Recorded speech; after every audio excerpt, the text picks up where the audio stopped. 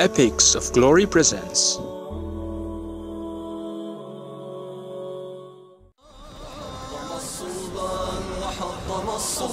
من بعدك يا عمر توالت الأحزان ودارت الأيام فأتى صلاح الدين فانجلى به الرب بنصر في حطين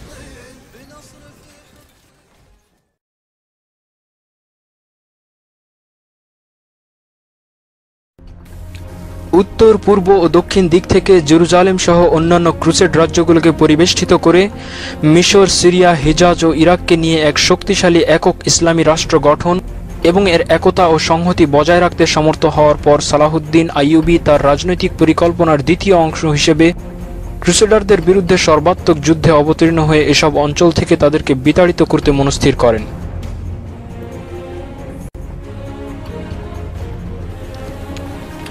1182 সালের 29 September bison আক্রমণের উদ্দেশ্যে সালাহুদ্দিন জর্ডান নদী অতিক্রম করেন। এই স্থান খালি পাওয়া যায়। পরের দিন তার সেনারা শহরটি ধ্বংস করে জ্বালিয়ে দেয় এবং পশ্চিম দিকে অগ্রসর হয়ে নাবলুসের পথে কারাক ও শাওবাক দুর্গ থেকে আসা ক্রুসেডার বাহিনীর মুখোমুখি হয়।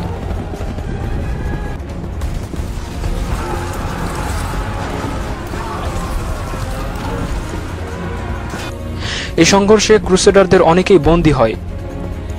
ইতিমধ্যে জেরুজালেমের রাজা গাই অফ লুসিগনানের নেতৃত্বাধীন মূল ক্রুসেডার বাহিনী সেফোরিয়াস থেকে আল ফুলার দিকে এগিয়ে যায়। সালাহুদ্দিন 500 জন যোদ্ধা পাঠান যাতে তার বাহিনীকে হামলার মাধ্যমে ব্যস্ত রাখা যায় এবং তিনি নিজে আইন জালুতের দিকে যাত্রা করেন। আইয়ুবীদের কয়েকটি হামলার পর ক্রুসেডাররা আর আক্রমণে ইচ্ছুক ছিল না। সালাহুদ্দিন তার সেনাদের নিয়ে ধীরে ধীরে নদীর দিকে ফিরে যান। পুনরায় ক্রুসেডাররা মুহুর্মুহ আক্রমণ চালাতে থাকলে সালাহুদ্দিন ক্ষুব্ধ হন। এদিকে কেরাক দুর্গের প্রধান রেনল্ড দ্য শ্যাটিলন লোহিত সাগরে মুসলিম বণিক ও হজযাত্রীদের বহরকে আক্রমণ করে। এই জলপথটি উন্মুক্ত রাখা সালাহুদ্দিনের জন্য জরুরি ছিল। প্রতি উত্তরে 1182 সালে বৈরুত আক্রমণের জন্য সালাহুদ্দিন 30টি জাহাজের একটি নৌবহর গড়ে তোলেন। রেনল্ড মক্কা ও মদিনা আক্রমণের হুমকি দিয়েছিল। পাল্টা পদক্ষেপ হিসেবে সালাহুদ্দিন দুইবার কেরাক অবরোধ করেন। এটি 1183 সাল থেকে 1184 সাল পর্যন্ত রেনল্ডের অধীন ছিল। এরপর 1185 সালে হজযাত্রীদের একটি কাফেলায় রেনল্ড আক্রমণ চালায়।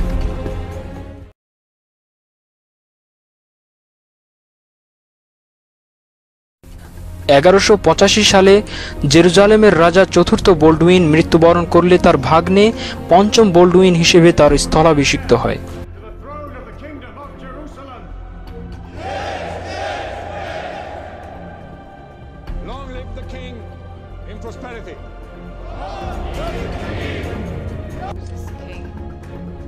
কিন্তু এক বছরের মাথায় সেও মৃত্যুবরণ করলে তার মা সিবিলা সিংহাসনে আরোহণ করে। অতঃপর সিবিলা তার দ্বিতীয় স্বামী গাই অফ লুসিগনানকে জেরুজালেমের রাজা মনোনীত করে।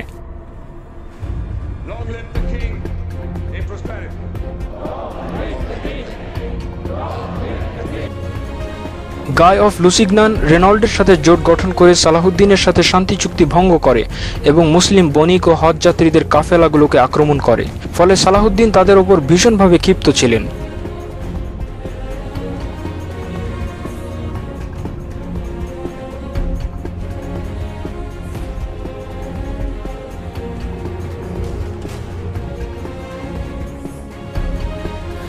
এদিকে গাই অফ লুসিগনানের ক্ষমতা গ্রহণে মনক্ষুণ্ণ হয় অন্যান্য ক্রুসেড নেতারা। এদের মধ্যে ছিল ত্রিপোলির তৃতীয় রেমন্ড। ফলে সে সালাহুদ্দিনের সাথে মিত্রতা করে তার জন্য টাইবেরিয়াস ছেড়ে দেয়। এ খবর শুনে গাই অফ লুসিগনান সালাহুদ্দিনের বিরুদ্ধে যুদ্ধের জন্য যাত্রা করে। এদিকে সালাহুদ্দিনের সাথে মিত্রতাকারী ত্রিপোলির রেমন্ড জেরুজালেমের গাই অফ লুসিগনানের সাথে তার বিরোধ চুকিয়ে তার সাথে যুদ্ধে যোগ দেয়। অবশেষে 1187 খ্রিস্টাব্দের 5 জুলাই জেরুজালেমের রাজা গাই অফ লুসিগনান ও ত্রিপোলির তৃতীয় রেমন্ডের সম্মিলিত বাহিনী সালাহুদ্দিনের বাহিনীর বিরুদ্ধে যুদ্ধের জন্য হাত্তিনের প্রান্তরে সমবেত হয়। কিন্তু সালাহুদ্দিন তাদের আগে সেখানে পৌঁছে যান এবং তার বাহিনী নিয়ে পানির উৎস সমৃদ্ধ অপেক্ষাকৃত উঁচু স্থানে অবস্থান নেন।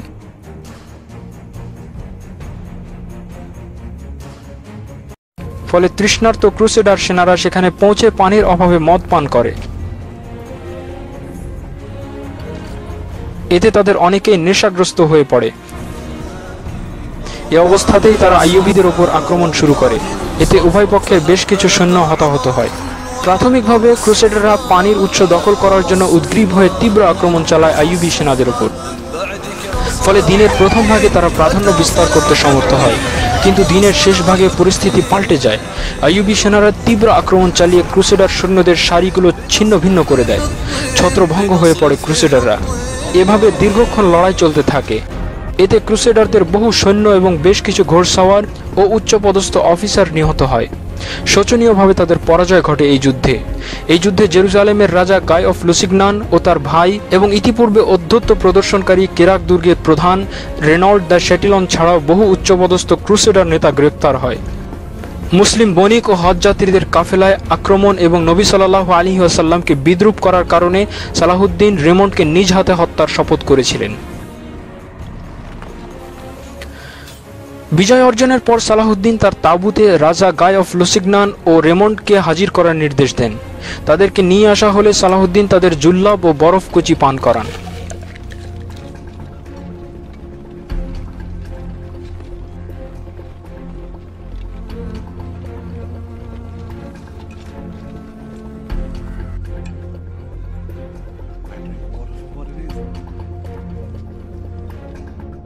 অতঃপর রেমন্ডকে ইসলাম গ্রহণের প্রস্তাব দেন, কিন্তু রেমন্ড তা প্রত্যাখ্যান করে মুহাম্মদ সাল্লাল্লাহু আলাইহি ওয়াসাল্লামের শানে বিদ্রূপাত্মক কথা বলে। সাথে সাথে সালাহুদ্দিন তার গর্দানে তলোয়ার দিয়ে আঘাত করেন। মাটিতে লুটিয়ে পড়ে রেমন্ড।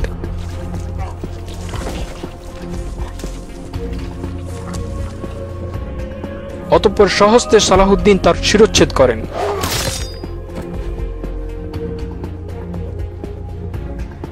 রেনল্ডের মৃত্যুদণ্ড দেখে গাই অফ লুসিগনান আতঙ্কিত ছিলেন এই ভেবে যে হয়তো তাকেও মৃত্যুদণ্ড দেওয়া হবে। তবে সালাহুদ্দিন তাকে ক্ষমা করে দেন এবং বলেন, এক রাজা অন্য রাজাকে হত্যা করে না, কিন্তু ওই লোকটা সকল সীমা ছাড়িয়ে গিয়েছিল, তাই আমি এমন আচরণ করতে বাধ্য হয়েছি। অতঃপর সালাহুদ্দিন তাকে বন্দী করে দামেস্কে প্রেরণ করেন।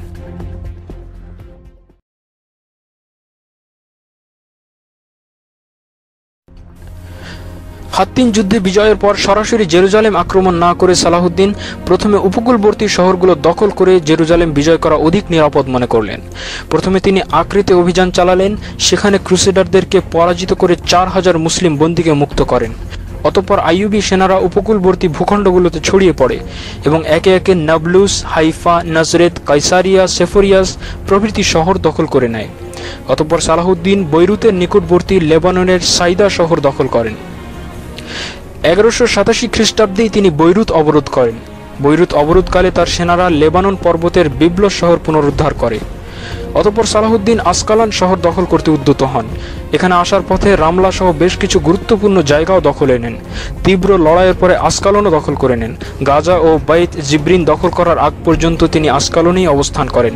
এভাবে তিনি সিরিয়ার উপকূলবর্তী অধিকাংশ শহর ক্রুসেডারদের দখলমুক্ত করে ফেলেন।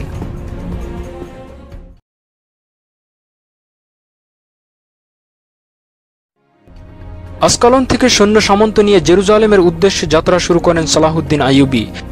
1187 সালের 20 সেপ্টেম্বর জেরুজালেম পৌঁছার পর তার সেনাদেরকে অবরোধ করার নির্দেশ দেন।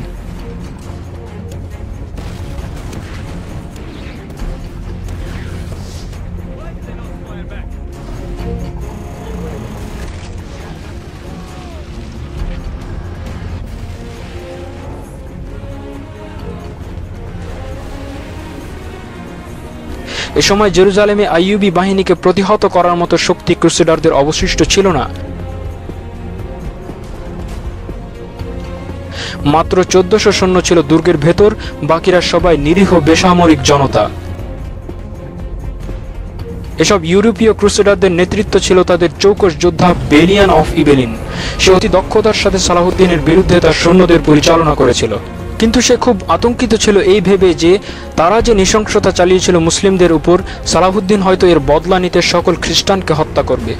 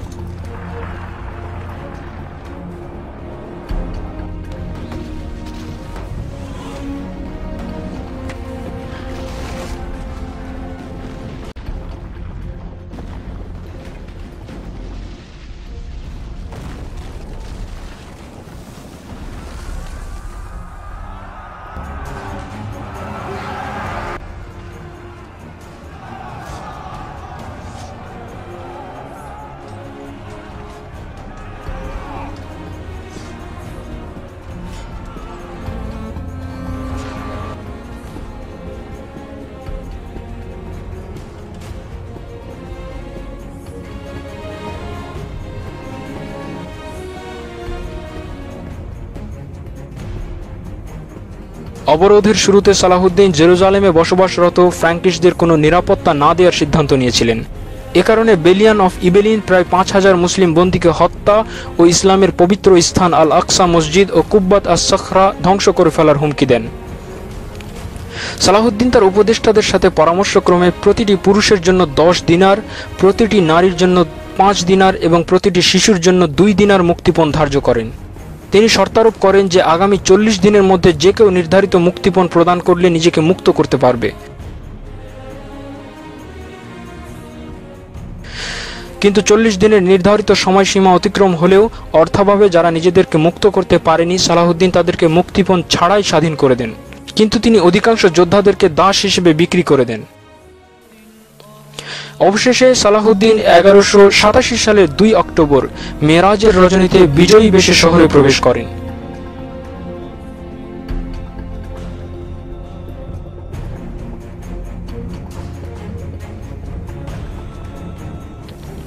সালাহুদ্দিন শহরে প্রবেশের পর খ্রিস্টানদের বড় গির্জা বন্ধ করে দেন এবং মসজিদুল আকসা থেকে ক্রুসেডারদের সমস্ত নিদর্শন মুছে ফেলে মসজিদকে ধুয়ে মুছে পবিত্র করেন এবং সেখানে শাফি মাযহাবের ফকিহদের জন্য গবেষণাগার প্রতিষ্ঠা করেন।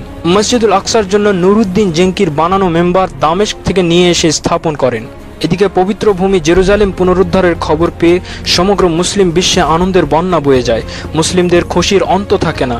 সবাই সালাহুদ্দিন আইয়ুবীর জন্য দোয়া করেন এবং এই মহান বিজয়ের জন্য তাকে অভিনন্দন জানান।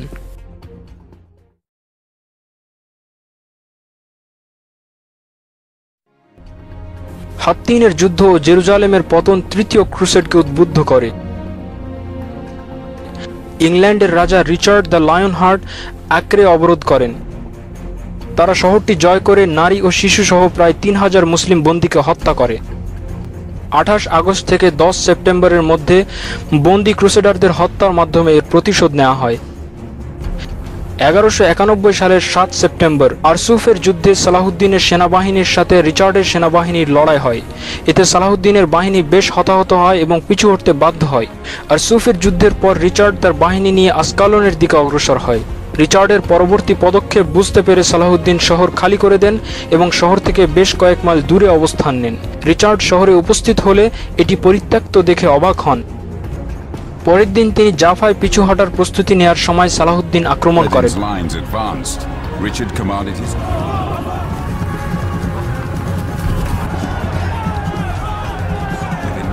মারাত্মক লড়াইয়ের পর রিচার্ড পিছু হটতে সক্ষম হন। এই দুই বাহিনীর মধ্যে এটি সর্বশেষ গুরুত্বপূর্ণ লড়াই ছিল। জেরুজালেম জয়ের জন্য রিচার্ডের সকল সামরিক পদক্ষেপ ও যুদ্ধ ব্যর্থ হয়। যুদ্ধে ব্যবহারের জন্য তার মাত্র 2000 পদাতিক সৈন্য ও 50 জন পদাতিক নাইট ছিল। শহরের খুব কাছাকাছি পৌঁছালেও এত কম সংখ্যক সেনা নিয়ে তা জয় করা সম্ভব ছিল না। অবশেষে 1192 সালের 1 সেপ্টেম্বর তারা রামলার চুক্তি স্বাক্ষর করেন। এর মাধ্যমে ঠিক করা হয় যে জেরুজালেম মুসলিমদের হাতেই থাকবে, কিন্তু তা খ্রিস্টান তীর্থযাত্রীদের জন্য উন্মুক্ত থাকবে। তবে সামরিক প্রতিপক্ষ হওয়ার পরও সালাহুদ্দিন ও রিচার্ডের সম্পর্ক ভিন্ন মাত্রার ছিল। আরসুফে রিচার্ড তার ঘোড়া হারিয়ে ফেললে সালাহুদ্দিন তাকে 2টি ঘোড়া পাঠান। রিচার্ড সালাহুদ্দিনের ভাইকে বিয়ে করার জন্য তার বোন জোয়ানকে প্রস্তাব করেন এবং জেরুজালেম বিয়ের উপহার করার কথা বলেন। তবে সালাহুদ্দিন ও রিচার্ডের মুখোমুখি সাক্ষাৎ হয়নি কখনো। চিঠি বা বার্তাবাহকের মাধ্যমে তাদের যোগাযোগ হতো।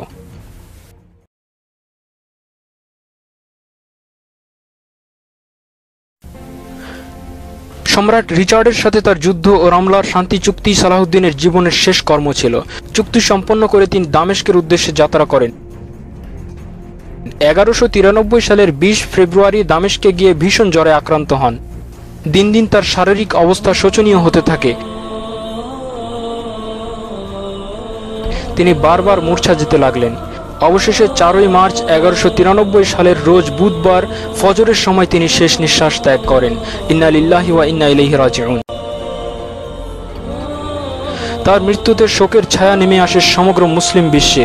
প্রিয় নেতাকে হারিয়ে শোকে মুহ্যমান হয়ে পড়ে দামেস্কবাসীও। তার সততা ও ন্যায়নিষ্ঠতার কারণে খ্রিস্টানরাও তার মৃত্যুতে গভীরভাবে ব্যথিত হয়। মৃত্যুর সময় তার ব্যক্তিগত সম্পদের মধ্যে 1 টুকরো স্বর্ণ ও 40 টুকরো রূপা ছিল। তিনি তার সম্পদের অধিকাংশ গরিব প্রজাদের দান করে যান।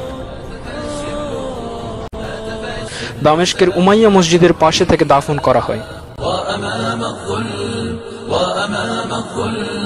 وأمام الظلم إعصارا عتيا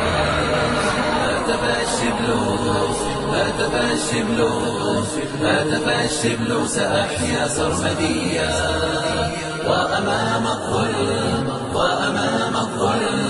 وأمام الظلم إعصارا عتيا أبذل الروح وأشتاق المنيا في يميني ناطق الصخر أبيا من دمائي ترتوي الأرض فداء تنبت الأرض نضالا أبديا